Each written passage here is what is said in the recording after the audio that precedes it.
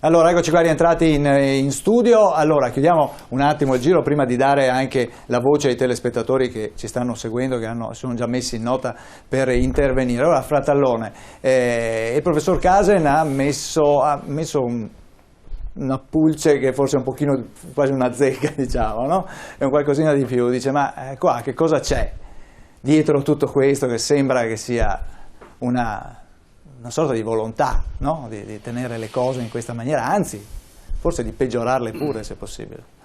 Io volevo esordire, non l'ho fatto prima, mi hai anticipato, ti ringrazio di questo, l'omaggio al sub Spezzino, certo, che ha dato la sua vita, come è stato sottolineato prima, tra l'altro da volontario, oltre che da persona esperta del suo mestiere, nell'adempimento del dovere, cioè per cercare di fare qualcosa per la comunità. E da questo punto di vista vorrei ringraziare anche le forze dell'ordine che in questo momento stanno lavorando, finché noi siamo in trasmissione questa sera, e che stanno affrontando la criminalità, rispettando le regole che lo Stato loro impone, pur tra mille disagi. Questi disagi influiscono sia sugli aspetti di essere mal pagati, sia sugli aspetti, come dire, più materiali, meno monetari, di avere equipaggiamento, dotazioni vetuste, i famosi giubbetti antiproiettile che sono in scadenza, le munizioni, c'è una circolare a riguardo se non sbaglio, che devono essere usate soltanto al poligono perché difettose ma non in servizio. Sono questioni che persino se fossero non vere andrebbero comunque approfondite e invece non se ne parla, quindi ben venga TV7 Match avere l'occasione di un confronto non solo con i sindacalisti, con coloro che vestono una divisa e che portano all'esterno questi disagi e cercano di fare in modo che la comunità civile rifletta su questi problemi, ma con i rappresentanti poi eletti in Parlamento, qui accanto a me, eletti nei consigli comunali. Abbiamo bisogno di ragionare su queste tematiche, perché vedete, la prima reazione del cittadino è quella di dire: non è bene che un dipendente abbia a raccontare le difficoltà che un datore di lavoro ha a fornirgli le dotazioni. Sarebbe come se la segretaria dicesse non mi dà carta abbastanza per scrivere gli appunti e poi si lamenta se non li prendo. E mi va bene questo da cittadino per un attimo. E allora dico, censuro il poliziotto, il carabiniere o chi per lui, che si permette di parlare male dello Stato, quindi del piatto su cui mangia. Poi però sopraggiunge un pensiero. E questo datore di lavoro, di quel poliziotto, di quel carabiniere, di quel finanziere, e non è mica un datore di lavoro qualsiasi. È quel soggetto che si chiama Stato, che in realtà siamo tutti noi, che gli stiamo delegando una funzione perché in cambio rinunciamo noi a farci l'autodifesa e la giustizia da soli, quindi è una funzione delicata. Ed è un datore di lavoro che è quello che mi consente di gestire la mia famiglia tranquillamente, perché so che c'è qualcuno che girerà per le strade. So che qualcuno starà facendo le intercettazioni nei casi consentiti, farà dei posti di blocco e starà sveglio quella notte anche col vento e con la piova. Quindi il ragionamento diventa più sottile. È bene o non è bene che queste persone si lamentino e che dicano abbiamo dei problemi? Allora il ragionamento passa ancora di livello, colgo lo spunto del professor Casen, perché se c'è un equipaggiamento che non funziona, se c'è un disagio, se c'è una mortificazione dell'operatore di polizia, in quel momento preciso mi scatta il depotenziamento dell'apparato. Quando c'è un apparato di intelligence che non funziona, è inutile che mi si faccia lo slogan potenziamo la lotta al cybercrime, perché è una presa in giro. Ve lo dico io che un pochino di reati informatici me ne interesso. È inutile. Diamo fondi alla lotta al cybercrime, è po' diversa la cosa. È diverso. Scegliamo persone che hanno un curriculum innanzitutto di esperienza in questa materia, e lo dico per primo, tanto per sgombrare il settore. Poi, il depotenziamento, dicevo, si traduce in inefficienza. L'inefficienza si traduce in un indebolimento della capacità di reazione delle forze dell'ordine, quindi della magistratura, ma anche della capacità di prevenire i reati. E questo non è un passaggio da poco. Secondo me la questione della formazione delle persone, che è bene che sia fatta online per evitare costi di trasferta, ma non può essere solo quella online, deve essere fatta anche con i poligoni, con le pistolettate in movimento per individuare il bersaglio mobile, è una funzione essenziale. Certo. Lo Stato deve tutelare i suoi uomini, perché questa è la garanzia per noi cittadini. Certo. Abbiamo un telespettatore in attesa, però volevo fare intervenire anche Arcangelo Varlese, Presidente del Consiglio Comunale di Marcon, perché lei arriva qua da una fiaccolata. A Marcon oggi nel tardo pomeriggio c'è stata una manifestazione, diciamo tra virgolette, di piazza dove hanno partecipato tutti, indipendentemente dai colori politici. In solidarietà, una vigilanza, cos'è successo? Ce lo racconta? Sì, appena lasciata la fiaccolata sono precipitato qui a Padova e infatti colgo anche l'occasione per ringraziare sia tutte le forze politiche intervenute e, come ha detto lei, di tutti i colori, ed questo è un segnale importantissimo, perché il tema della sicurezza e della legalità non è solo di una forza politica, ma credo che sia l'espressione di tutte le forze politiche, o almeno di tutti quelli a cui tengono a questo Stato e alle proprie comunità. Ringrazio i cittadini intervenuti perché è un forte segnale, perché il primo segnale da chi deve venire? Come ha detto qualcuno, il segnale viene dallo Stato. Lo Stato chi è? È il cittadino. Io ho visto prima il video del poliziotto Tonelli e esprimo la mia solidarietà a lui e in particolare alla sua famiglia. E ho visto il figlio nello sfondo, mi sono anche un po' commosso, perché, come ha detto anche qualcun altro in questo studio, poi queste azioni, che non sono piagnisteri, come ha detto qualcuno, sono azioni vere di protesta, di portare a galla delle problematiche che forse non sono state ascoltate da chi di dovere. Quindi da una mancanza da parte di un organo di governo verso uno dei propri uomini, perché non viene condannata qui la capacità delle forze di polizia, ma l'assenza di ascolto nei loro confronti. E quello che dispiace è che molte volte in queste proteste, che io dico la protesta di Tonelli è la protesta di tutti noi cittadini, anche non poliziotti, però poi chi ci rimette, e ci sono casi, è proprio quel povero poliziotto. Io immagino le problematiche che potrebbe avere in futuro anche economiche, e la propria famiglia potrebbe risentirne. Ci sono poliziotti e rappresentanti di vari sindacati, anche di altre forze dell'ordine, che hanno famiglie distrutte per queste problematiche economiche. Perché poi quando un poliziotto con uno stipendio misero di 1.600 euro poi non riesce nemmeno più a pagare un affitto perché ha problematiche legali o magari gli dimezzano lo stipendio, è difficoltoso andare avanti. Quindi qui viene distrutta proprio la rappresentanza, che è la base di una società, della democrazia. La fiaccolata che abbiamo fatto a Marcon è di sostegno sia alla nostra vigilanza, ma anche vuole alzare un forte accento anche sulla sicurezza. La sicurezza che nei nostri territori, in particolare nel Veneto, che fino a qualche anno fa era anche un'isola abbastanza felice. E la sicurezza che comincia a venire a mancare. Vuoi un eccesso di profughi, vuoi un eccesso anche di miseria anche da parte di noi italiani, diciamo. Cioè, le problematiche economiche non sono solo dei profughi e non sono solo i profughi a delinquere, ci sono nelle statistiche sono molti anche gli italiani. Questa è la miseria, è la mancanza di lavoro di una classe politica forse non all'altezza. Perché la politica non è la politica che deve generare il lavoro, non è la politica che risolve questi problemi, però la politica può incentivare quei fattori di crescita di una comunità, di una società, che sono anche la sicurezza, che sono la base della nostra società. Certo. La sicurezza che serve a difendere quello che è però la nostra comunità, i valori per cui che tutti i giorni cerchiamo di portare avanti, che ci contraddistingue da altre società. Certo, sentiamo il telespettatore che sta aspettando da un po' e quindi vediamo di dargli voce. Allora, buonasera, il suo nome, da dove chiama?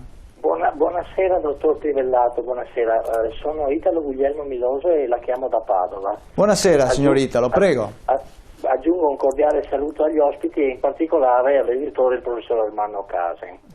Eutanasia di Stato, morte direi né serena né indolore, né volontaria ma passiva, ottenuta con una serie di sospensioni, tra virgolette, e cioè intenzioni concretizzate da parte di forze internazionali ed interne che ci stanno portando ad una vera e propria catastrofe. Parlo per gli italiani e per le italiane.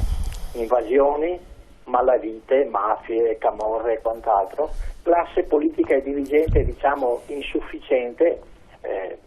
insufficiente, voi capite perché dico insufficiente, classi imprenditoriali che fuggono all'estero, giovani che indeboliscono lo Stato andandosene via anche loro, fuggi di capitali, dal lavoro dipendente, vedi le badanti e chi lavora qui come operaio impiegato che mandano i soldi a casa, oppure chi i soldi li fa andare alle Cayman, quindi le grandi evasioni fiscali. Micro e macro criminalità, qui potrei continuare all'infinito, ma devo essere breve. Grazie. Sanzioni, burocrazie, eccetera, eccetera. Per chiudere con le forze armate e le forze dell'ordine, sono, mi pare, private del loro ruolo istituzionale. Lo dico molto malvolentieri, dottor Trivellato, ma ritengo che la democrazia in questo paese sia finita, perché il paese non è più suo.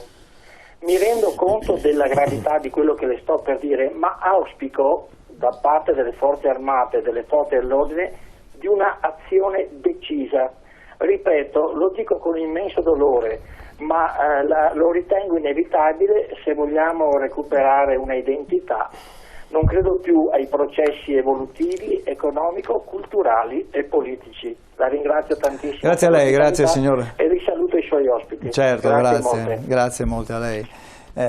Fantinati, insomma anche qui un telespettatore che prospetta insomma una soluzione forse, anzi assolutamente non percorribile, no? Però anche lui dice qui siamo in una situazione di non ritorno praticamente, con un certo pessimismo anche nella serie, dice non riusciamo a venire fuori. Non riusciamo a venire fuori perché è anche vero che il pesce, ahimè, puzza dalla testa. Cioè il fatto che effettivamente non è tanto che manchino le leggi, manca la certezza della pena. Basti pensare che per la corruzione su 60.000 carcerati che ci sono in Italia, per corruzione sono carcerati soltanto, leggo 10, leggo 20, il numero più grande che ho letto è 50, vuol dire che per la corruzione si ha lo 0,7% di possibilità di andare in carcere. Il fatto che ci siano nel nostro Parlamento degli indagati, dei condannati, è chiaro che è lo specchietto che la politica, che quindi la testa, dà al proprio cittadino, che chi si salvi chi può e i furbacchioni spesso la fanno franca. E di tutti questi governi che si sono alternati dalla prima Repubblica alla seconda Repubblica, è questo il messaggio dannoso che è passato. Ecco perché noi facciamo un cavallo di battaglia della trasparenza, della coerenza, dell'onestà come prima pietra fondamentale dei nostri principi. Non si tratta di dire siamo tutti onesti oppure facciamo una battaglia populista. Chi gestisce soldi pubblici deve essere più trasparente degli altri. Concordo con lui quando ha detto che effettivamente quando il padrone è lo Stato, quando il datore di lavoro è lo Stato, non si parla più di azienda privata, ma si parla effettivamente di soldi dei cittadini. E un cittadino ha il diritto di vedere com'è difeso, e ci mancherebbe, e certamente. Io ho anche sentito prima che effettivamente concordo col professore quando si dice che effettivamente le carceri sono piene, e quando Napolitano dopo che ha ascoltato l'Europa ha chiesto di trovare una soluzione strutturale per il problema delle carceri, mentre noi per la seconda volta nel giro di pochi anni che cosa abbiamo fatto? Un condono che ne abbiamo lasciati la maggior parte fuori, che poi torneranno dentro tra qualche anno e saranno di nuovo pieni. Certo, e assistiamo poi a quello che avviene quotidianamente nel territorio. Appunto io vorrei anche iniziare a introdurre anche quest'altro tema, cioè quello purtroppo delle persone che vengono colte sul fatto, arrestate. Fanno sicuramente maggiormente scalpore i casi dei furti nelle abitazioni, dopo vedremo i numeri come sono, ma anche quest'anno c'è stato un incremento del 60% dei casi a carico di ignoti, tra l'altro, quindi persone che non vengono prese, e se vengono prese comunque escono immediatamente, non più tardi, ma questa settimana poi ci sono stati alcuni casi anche nel veneziano, un medico di 71 anni che è tornato a casa, si è ritrovato alle 7:30 di sera, si è ritrovato 2 ladri in camera da letto, si è preso un pugno in faccia, la collaboratrice domestica è rimasta ferita ad un polso e tra l'altro appunto noi abbiamo in una zona, quella del veneziano, dell'entroterra veneziano, tra Martellago, Trivignano, Zelarino, Olmo di Martellago, dove veramente è un'ecatombe quotidiana. Noi oggi siamo andati a Olmo di Martellago, abbiamo incontrato i rappresentanti di questi comitati, di questi che organizzano il controllo di vicinato. I cittadini si sono organizzati perché dicono qui non è più possibile vivere in questa maniera. Allora abbiamo delle interviste, li ascoltiamo. Sì, la situazione non è per niente bella. In questi ultimi 20 giorni succedono furti, succedono segnalazioni, succedono anche aggressioni tutti i giorni. E i cittadini stanno vivendo molto male questa situazione perché si chiudono in casa, sono spaventati e non sanno più cosa fare. Allora, il controllo del vicinato è una partecipazione attiva da parte dei cittadini, una sorveglianza partecipata da parte dei cittadini, dove praticamente con maggiore attenzione controllano il proprio territorio o il territorio vicino. È un sistema un po' a ritroso, far comunità. Conoscere le abitudini anche del vicino di casa, proprio per poter percepire se c'è un reale pericolo o meno. Tutto il lavoro svolto dal controllo del vicinato è visibile attraverso una segnaletica, che è questo cartello qua, lo vede? Dove c'è una famiglia e nel mezzo ci sta una forza dell'ordine, che può essere carabinieri, polizia municipale, che abbraccia la famiglia proprio in senso di protezione. Noi attraverso i gruppi di WhatsApp segnaliamo e facciamo segnalazione di qualità, da poi a trasmettere alle forze dell'ordine, che saranno loro ad intervenire. Mi sono trovato in camera alle 5:30. Ho sentito come un fruscio, che qualcosa non andava.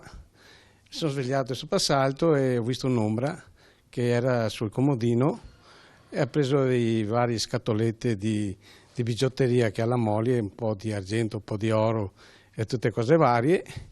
Io sono scattato e lui ha aperto la porta e è scappato. Fuori c'era altre 2 persone che attendevano. Io sono andato in piedi sulla finestra, sono saltato fuori, ero in maglietta e ho provato a correre dietro. La polizia mi ha detto sono stato pazzo, perché se uno aveva un coltello o un ferro mi colpiva, mi lasciava secco. Ecco, questi sono esempi abbastanza anche semplici, diciamo, di quello che però è la quotidianità. I cittadini si organizzano, cercano di trovare una soluzione con questo rapporto tra di loro. Di fatto è un po' difficile, ma al tempo stesso non è che sia possibile un controllo capillare da parte delle forze di polizia. Ne abbiamo appena parlato poc'anzi. Ballestero sorrideva perché... Ah sì, certo, perché innanzitutto il servizio è eloquente di alcuni aspetti che abbiamo già trattato qui. Innanzitutto è eloquente della capacità della gente di sapersi organizzare in maniera, tra virgolette, artigianale, quando ovviamente si trova in difficoltà. Ma questo implicitamente dimostra che lo Stato sta fallendo, che effettivamente abbiamo ragione quando diciamo che l'apparato della sicurezza è gravemente debilitato. Perché soprattutto quando la gente pensa di difendersi da sola vuol dire che abbiamo uno Stato inadempiente, perché quel contratto che prima ha citato bene sì, poco fa l'avvocato Fratellone, è un avvocato, diciamo, è un contratto tra il cittadino che delega lo Stato a difenderlo, che non viene più rispettato attraverso un percorso che è sia quello delle risorse da allocare per fare in modo che chi, e parlo di risorse non solo economiche ma equipaggiamento, personale, organici necessari a fronteggiare, diciamo così, le emergenze che chiaramente sono normali in una società civile. Non ci stupiamo del fatto che ci possa essere un fenomeno come quello dell'immigrazione con cui confrontarci, ma quello di cui ci stupiamo è non avere gli strumenti. Ora, questi sono gli aspetti che insieme per esempio con altri aspetti poco fa citati, cioè la certezza della pena che non vi è più, che è di molto scemata, rende difficile il tutto, perché questo da una parte chiaramente rende il cittadino indifeso o comunque esposto, dall'altra rende, come prima diceva il collega, il tutore delle forze dell'ordine, il poliziotto e il carabiniere in una situazione assai spiacevole, assai sgradevole, quella di lavorare, far pacchi di carta, ma non vedere il risultato. Perché?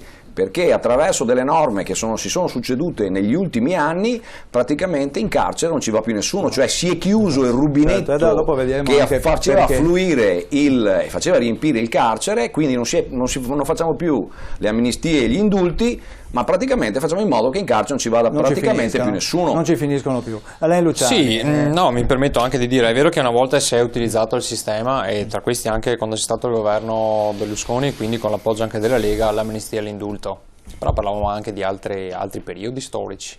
Oggi siamo in un periodo storico dove è inaccettabile che un governo attui depenalizzazioni, sconti di pena, leggi a non permettere al poliziotto di lavorare perché non può fare un arresto in un certo tipo, perché deve usare, oggi non si vedono gli arresti che io vedo nei paesi esteri, qui in Italia sono impensabili per i ragazzi e per gli uomini delle forze dell'ordine, perché devono usare i guanti di velluto, la legittima difesa che non c'è più e che si continua a tutti i livelli a chiedere un inasprimento della legittima, cioè siamo in una situazione d'emergenza, è uno Stato in una situazione d'emergenza che non erano sicuramente gli anni passati, deve intervenire oggi. La crisi economica e l'invasione sistematica del paese che questo governo sta facendo anche con l'appoggio di forze politiche che sono anche stasera rappresentate sono un chiaro dato di fatto. La legge Bossi-Fini probabilmente non funzionava, non c'erano i soldi per espellere le persone, sicuramente grandi limiti, però ricordiamoci che gli sbarchi con il ministro Maroni furono 22.000, non i 200.000 che ci stanno prospettando quest'anno, sono numeri totalmente diversi. Risarcimenti ai galeotti che sono in carcere perché la cella è piccola, e quando però è perché l'Unione Europea ci condanna, sì, ma l'Unione Europea ci condanna 4 volte tanto perché le vittime dei reati gravi non vengono risarcite in Italia. Allora io mi arrabbio forte quando poi si dice i governi sono tutti uguali, hanno fatto tutto uguale. Un attimo, ogni governo ha affrontato dei periodi diversi. Il primo indulto era 8 anni fa. 8 anni fa non c'era il periodo. L'Italia era uno dei paesi dove è arrivata per ultima la crisi, se vogliamo, rispetto agli altri paesi europei. Infatti per ultimi ci stiamo uscendo probabilmente. Cioè voglio dire, oggi le emergenze, io mi faccio i complimenti invece a quei cittadini che cercano di organizzarsi, però è veramente siamo arrivati alla frutta, nel senso che quello non è un ruolo che spetta ai cittadini. I cittadini pagano le tasse, certo, e con le tasse pretendono di avere, certo, la sanità, la giustizia e le forze dell'ordine non siano a lavoro e che lo possano fare in maniera dignitosa, che garantisca poi la sicurezza a tutti. La reciprocità tra Stato e cittadino oggi puntualmente non c'è, forse in Italia non c'è mai stata, però questo cioè, voglio dire, bisogna che quando sei cattivo per uno che si è autodifeso a casa perché probabilmente ha avuto un eccesso di legittima difesa, ma devi essere altrettanto cattivo con chi combina il guaio. Quando lo Stato non paga però pretende dal contribuente il pagamento, cioè è questo che sta mancando in questo paese qua. Al di là dei governi, su questo siamo d'accordo, a livello di governi che ci sono stati non si è mai discusso della reciprocità, questo è scandaloso. Certo, dobbiamo andare un attimo in pubblicità, quando rientriamo la parola a Varlese, da tra poco, dopo la pubblicità.